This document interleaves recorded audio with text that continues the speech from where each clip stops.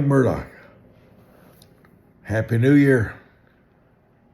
It's almost 3 o'clock this Sunday afternoon, isn't it? Last day of the year. Preacher number 2 who changed my money world. It happened in Chicago. At the end of his speaking, I was on the front seat. I was going to be speaking at the conference the next day. He said publicly to everybody, "How many would like a debt-free house?"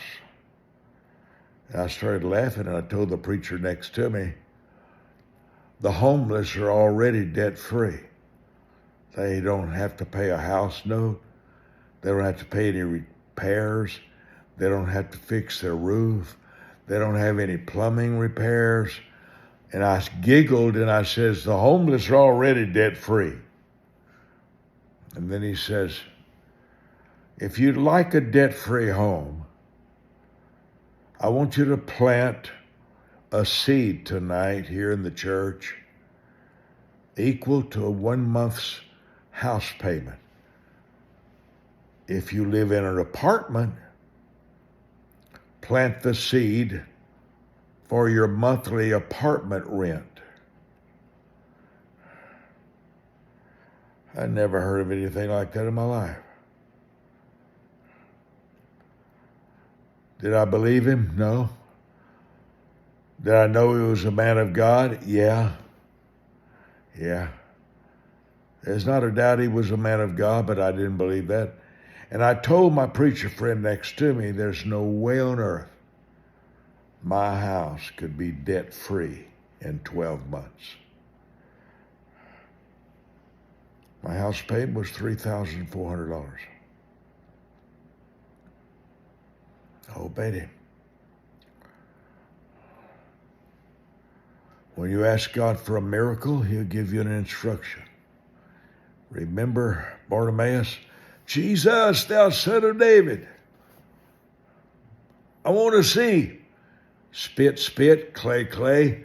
Now walk 2 miles to the pool of Siloam and wash it off.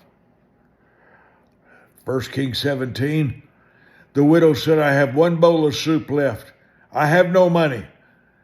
And Elijah said, give me your last bowl of soup, and you'll never lack for money the rest of the famine. What happened? She never lacked the rest of the famine. The difference between where you are and where you would love to be is often an instruction. Dip it in Jordan 7 times for Naaman. 1 instruction. When you ask God for a miracle, he will give you an instruction.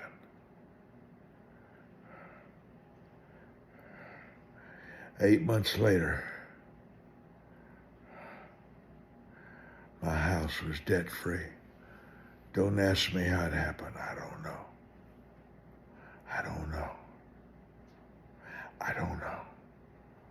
But I obeyed a man of God. Oral Roberts was driving me through Tulsa, Oklahoma. And I says, Dr. Roberts, what's the greatest secrets of your ministry? I said, nobody's ever built a 58-story city of faith. How did it happen? Your prayer tower, 24 hours a day people pray.